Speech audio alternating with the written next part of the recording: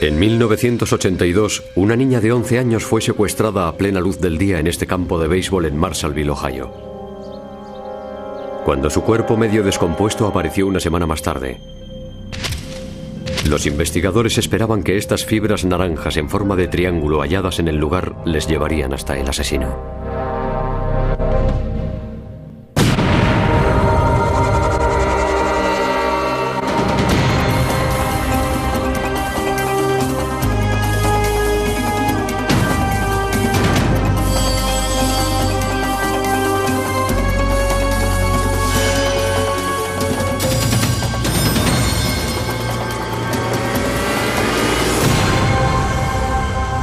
Crímenes imperfectos.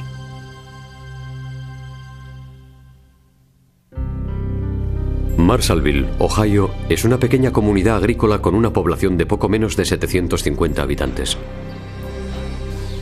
Es la clase de pueblo donde todo el mundo se conoce, donde la gente se preocupa por los demás. Krista Leah Harrison era una alegre niña de 11 años que se criaba en un lugar que muchos residentes creían a salvo de los crímenes de la gran ciudad. Krista Harrison siempre andaba por el pueblo. Cuando estábamos en el parque jugando al béisbol, su hermano y yo jugábamos en el equipo local. Krista siempre estaba cerca de la zona del catcher, por donde entrábamos y salíamos, siempre bromeando con nosotros. El 17 de julio de 1982, Krista y un amigo, un niño que vivía cerca, estaban recogiendo latas de aluminio en el campo de béisbol que estaba justo enfrente de la casa de Krista. Cuando el niño se fue a beber agua, una furgoneta se detuvo junto a Krista. El niño le dijo a las autoridades que el hombre obligó a Krista a subir a la furgoneta y se fue.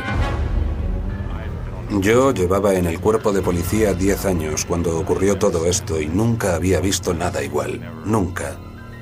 Ni me acuerdo de la última vez que habíamos vivido un secuestro como este de una niña. Así que fue muy emotivo para todos. En cuestión de horas, la policía puso controles en las carreteras y dictó una orden de búsqueda de la furgoneta que fue descrita como roja oscura o marrón, con ventanas en forma de burbuja en el lateral.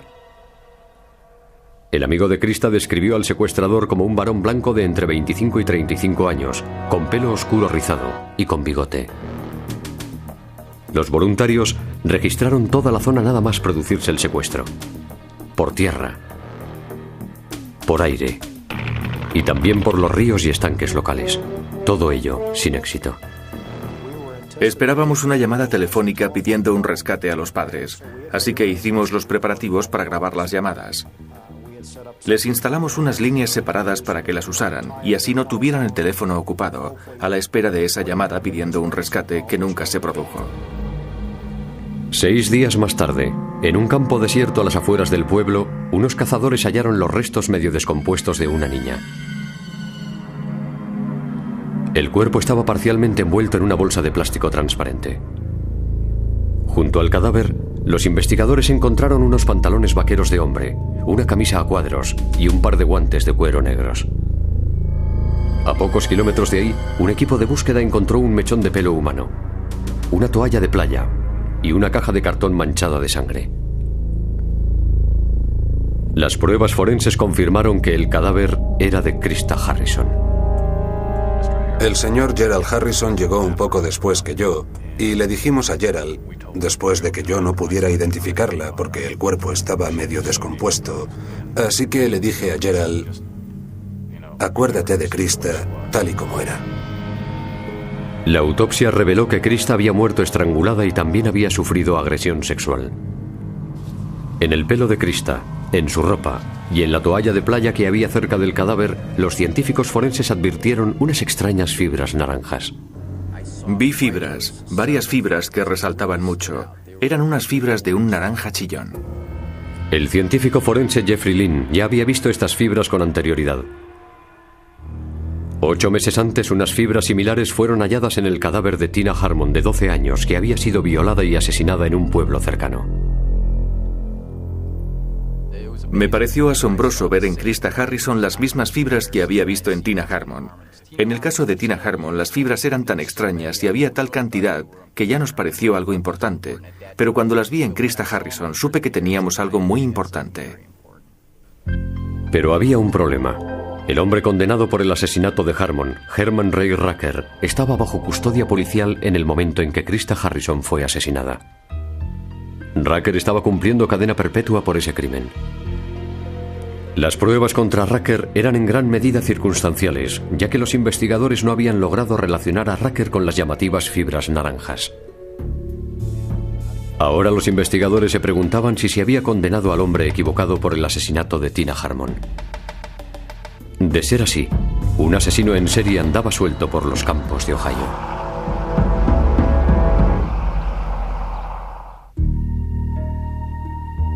Cuando el cadáver de Krista Harrison fue descubierto en un campo a 50 kilómetros de Marshallville, Ohio, los investigadores tenían solo 2 pistas sobre la identidad del asesino.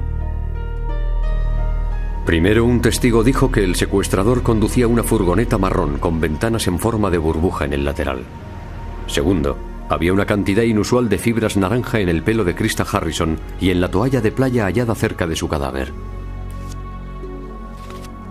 En el laboratorio forense, los científicos descubrieron que las fibras eran artificiales, en concreto, de poliéster. Vistas por el microscopio, las fibras eran de forma triangular o trilobulada. El hecho de que fueran de poliéster y trilobuladas me indicaba, incluso antes de tener un sospechoso, que era probablemente una fibra de moqueta. El científico forense Jeffrey Lynn estaba preocupado, ya que había encontrado las mismas fibras naranjas en otra víctima, Tina Harmon, de 12 años, que había sido violada y asesinada 8 meses antes. Un trabajador del campo itinerante, Herman Ray Rucker, ya había sido condenado por el asesinato de Tina Harmon y cumplía cadena perpetua en la cárcel. Era demasiada coincidencia que estuvieran en los cadáveres de 2 niñas, ambas asesinadas, ambas agredidas sexualmente y ambas asesinadas en el condado de Wayne. Los investigadores comprendieron que la posibilidad de que Krista Harrison y Tina Harmon hubieran entrado en contacto con unas fibras de moqueta naranjas y trilobuladas a manos de 2 asesinos distintos era extremadamente improbable. Unos rápidos análisis entre las 2 fibras indicaron que al compararlas eran iguales. La gente se puso muy nerviosa porque a los ojos de la comunidad habían secuestrado a 2 niñas de las calles de nuestros pueblos y parecía que había sido la misma persona. Los investigadores centraron su atención en la bolsa de plástico transparente que envolvía los tobillos de Krista Harrison. Era inusual por su espesor y por la forma tan característica en que había sido doblada durante el proceso de fabricación.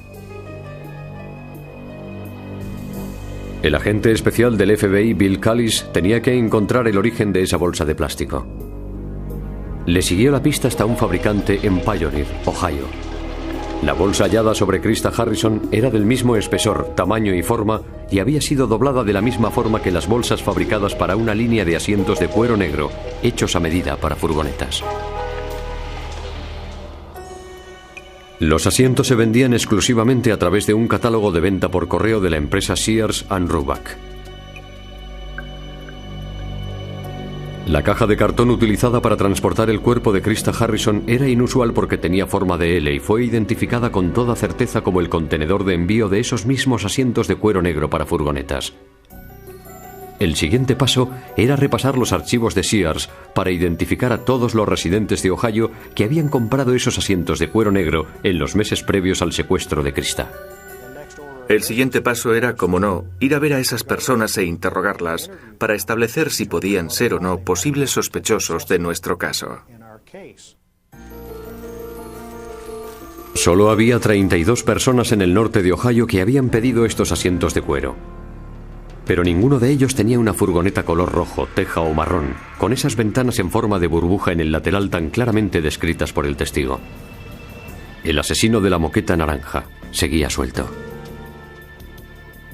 Era evidente que ese tipo seguía por ahí. No le habíamos cogido. Sin duda había hecho esto antes, y era muy probable que volviera a hacerlo, así que había una auténtica urgencia por encontrarle. El pueblo de Marshallville, Ohio, lloró la muerte de Krista Harrison, y la vida siguió su curso, aunque nadie tenía ya la misma sensación de seguridad que antes.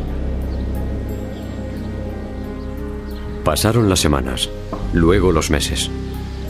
Llegó el aniversario del asesinato de Krista y seguían sin producirse detenciones. Para mayor decepción de los investigadores que llevaban el caso, parecía como si el rastro de las fibras naranjas se hubiera atascado. La gente estaba muy pendiente de la seguridad de sus hijos. Cerraban las puertas por la noche. Los niños nunca se separaban de un vecino de confianza, de sus padres, etc. La gente vigilaba a sus hijos mucho más de cerca. El parque se convirtió en un parque fantasma. Los niños no jugaron allí durante una temporada y había una aprensión tremenda de que eso pudiera volver a pasar. Los investigadores se preguntaban si el asesino de Krista Harrison volvería a atacar. Y en ese caso, ¿dónde?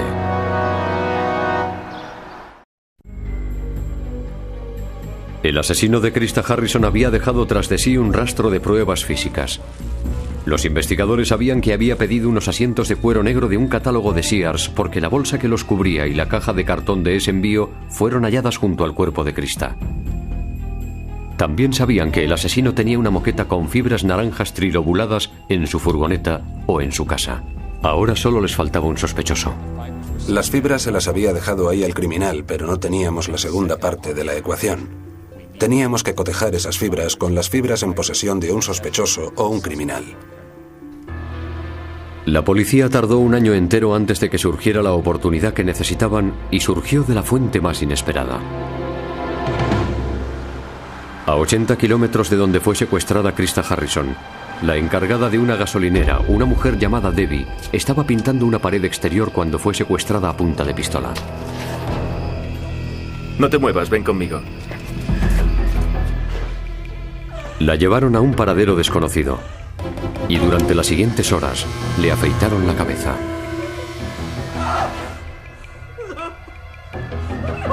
La golpearon, la violaron y la torturaron con electricidad. Fue algo sádico, algo inhumano. Y nadie debería estar en la calle después de hacer lo que me hicieron a mí. Yo tenía 28 años en aquella época. El hombre la torturó con el cable de una lámpara, lo cortó, lo enchufó y usó la corriente eléctrica. Fui torturada repetidas veces. Había sangre por todas partes, en el techo. Y fue en un pasillo, sobre un banco, donde me torturaron, con los 4 miembros atados. A la mañana siguiente, el agresor de Debbie la dejó esposada y encadenada a la cama. Como intentes escapar, te mato. Voy a salir. Enseguida vuelvo. Tras 12 horas en cautividad, sangrando aún de sus heridas, el tremendo instinto de supervivencia de Debbie entró en acción. Incluso pensé en comerme mis pulgares si hacía falta. Es decir, estaba desesperada por escapar, porque sabía que me iba a matar. Al final, Debbie se soltó una de sus manos y luego pudo liberarse los tobillos.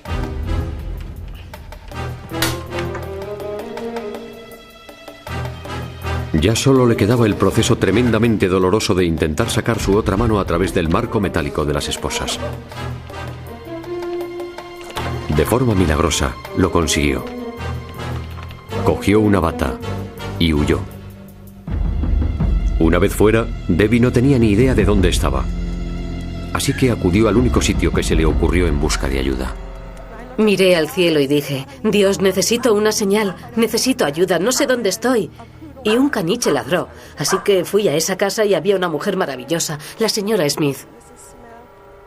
La señora Smith llamó de inmediato a la policía. Había recibido tal paliza que parecía que llevaba ropa interior morada. Fue de lo peor que he oído o visto. Estaba llena de moretones. Le habían dado una paliza y le habían hecho cosas que no nos podemos ni imaginar. Tuvo que soportar un dolor tremendo y una gran agonía durante muchas horas antes de que pudiera liberarse. Fue la voluntad de Dios. Soy un milagro. Que consiguiera escapar fue un milagro. Debbie identificó al hombre que la había secuestrado como Robert Anthony Buell. Buell trabajaba para el ayuntamiento de la ciudad de Akron, Ohio, en el departamento de urbanismo. Había ido a la universidad, salía con una abogada local y era un miembro respetado de la comunidad. Era más o menos atractivo. Iba extremadamente arreglado. Salía con una abogada. Y cuando todo esto pasó, creo que la reacción general de sus vecinos fue: vaya, no era perfecto, pero no teníamos ni idea de que haría algo así. Y creo que es el típico caso de alguien que tiene su vida cotidiana y luego tiene un lado muy oscuro que acecha debajo. Alguien que llega a su casa del trabajo, coge su furgoneta y se va a buscar a niñas que secuestrar. Cuesta conciliar un lado de su personalidad con el otro. Ante las pruebas que había en su contra, Buell se declaró culpable de los cargos de secuestro y violación. Pero la policía no pudo evitar fijarse en que Buell tenía una furgoneta marrón, similar a la que fue vista en el secuestro de Krista Harrison. Y aunque no tenía las ventanas en forma de burbuja del lateral que con tanta claridad había descrito el testigo, la furgoneta de Buell sí que tenía una moqueta naranja en la parte trasera. Robert Buell negó tener nada que ver en el secuestro de Krista Harrison. Su abogado alegó que aunque la moqueta de la furgoneta de Buell era similar a las fibras halladas en Krista Harrison, no eran únicas, ya que muchos otros residentes de Ohio tenían moquetas similares en sus casas, oficinas o automóviles. Aunque esas fibras de poliéster trilobuladas y de color naranja chillón eran bastante únicas, hay millones de fibras como esas en el mundo. Esto no es como una huella dactilar, no es como una prueba de ADN, no es una prueba definitiva. ¿Qué más podían encontrar los fiscales sobre esas extrañas fibras naranjas? ¿Habría otra pista que pudiera cerrar el caso?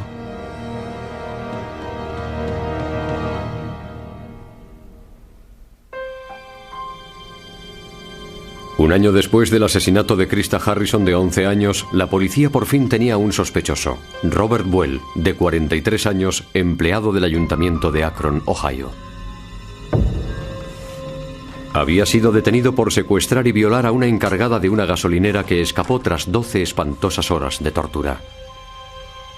Y en un sorprendente descubrimiento, en la parte trasera de la furgoneta de Buell, los investigadores encontraron una moqueta naranja de poliéster trilobulado similar a las fibras halladas en el cadáver de Krista Harrison. Ya teníamos la segunda parte de la ecuación. Teníamos las fibras del pelo de Krista, las fibras de la ropa de Krista, las fibras de la toalla de Budweiser, y ahora teníamos algo con que compararlas, las fibras de la furgoneta. Para ver lo singular o común que era la moqueta, los investigadores siguieron la pista de la moqueta hasta la empresa JP Stevens en Canton, Ohio. Los archivos de la fábrica indicaban que esa moqueta en concreto no se vendía mucho debido a su color. Solo habían fabricado 10.000 metros cuadrados de esa moqueta, y sus archivos también indicaban que de esos 10.000 metros cuadrados, solo 62 metros cuadrados se enviaron al norte de Ohio. La consiguiente investigación desveló que Robert Buell había comprado 2 asientos de cuero negro en Sears and Roebuck el 30 de junio, tan solo 3 semanas antes del asesinato de Krista. La bolsa de plástico que cubría esos asientos junto con la caja de cartón del envío fueron halladas junto al cuerpo de Krista Harrison. Robert Buell también tenía una furgoneta similar a la del secuestro de Krista Harrison. Era similar, pero no idéntica, ya que la furgoneta de Buell no tenía las ventanas redondas con forma de burbuja que había descrito el testigo. Sin embargo, los vecinos le dijeron a la policía que Buell había quitado las ventanas con forma de burbuja para instalar unas rectangulares al poco tiempo del asesinato de Krista Harrison. Y en el interior de la casa de Robert Buell había aún más pruebas que le relacionaban con el asesinato de Krista Harrison. La policía descubrió que Robert Buell tenía unos vaqueros idénticos en talla, modelo y con los mismos rotos que los vaqueros abandonados junto al cadáver de Krista Harrison. Unas pequeñas manchas de pintura beige y azul que había en los vaqueros abandonados coincidían con las muestras de pintura beige y azul en las paredes de la casa de Robert Buell. Un spray de pintura negra del garaje de Buell apareció en la caja de cartón hallada cerca del cadáver de Krista. Los fiscales creían que Buell se llevó a Krista Harrison a su casa nada más producirse el secuestro. Las fibras de la moqueta naranja de la furgoneta aparecerían más tarde en el pelo de Krista Harrison.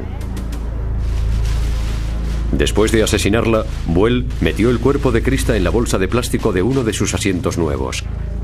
Y luego metió el cuerpo en la caja de cartón en la que habían llegado esos asientos. Buell tiró el cadáver a 50 kilómetros del pueblo, en un campo.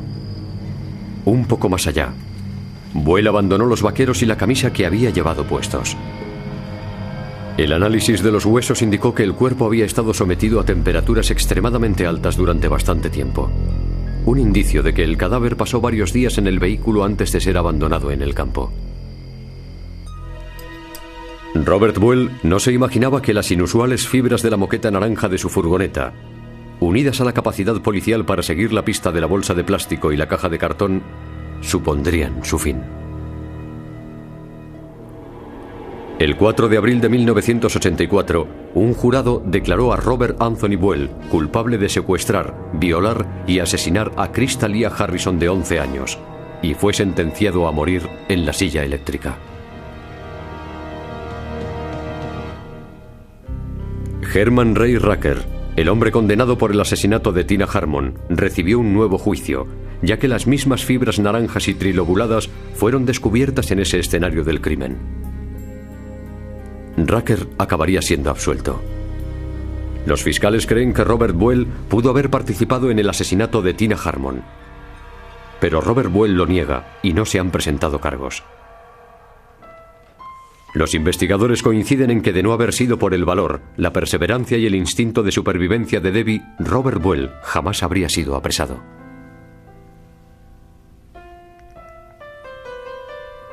Debbie cree que Buell iba a matarla cuando volviese a casa aquel día, después de secuestrarla, pero ella insiste en que no es una víctima, sino una superviviente. Dice que su recuperación ha sido posible gracias a su marido, su familia y el tiempo transcurrido. Igual de importante fue su capacidad para olvidar su ira y para expresar gratitud por haber salido con vida. Tengo que creer que Krista está mirando, que nos ve a todos nosotros. Y tal vez fue el ángel que me ayudó. Dios le dio alas. Y ella me ayudó a escapar, ¿sabe? Y estoy segura de que ella sabe dónde está Buell, para que no pueda hacer daño a otra persona, a otra niña, nunca más. Solo espero que todo lo que le hiciera fuera rápido y que ella se fuera con Dios. Por supuesto, un buen trabajo policial y datos científicos. Sin eso, este caso jamás se habría resuelto. Fue gratificante saber que la ciencia forense tuvo un papel importante y que esas fibras fueron muy importantes. Cuando vi las fibras por primera vez en la víctima, supe que podían llegar a ser muy importantes y resultaron ser la relación definitiva entre ese individuo y Krista Harrison. Este caso se basó en pruebas científicas, y las fibras fueron la prueba científica que permitió que el jurado declarase a Buell culpable de matar a Krista Harrison y le impusiera la pena de muerte por ese crimen. Los Harrison sufrieron una pérdida tremenda en su familia, y no podemos comparar la pérdida de la familia Harrison con la pérdida del pueblo. El pueblo perdió una parte importante, una niña, pero la familia Harrison ha sufrido mucho más que el pueblo, y siguen sufriendo. Nunca superarán haber perdido a su hija. Y el pueblo sufre, aunque no tanto como la familia Harrison.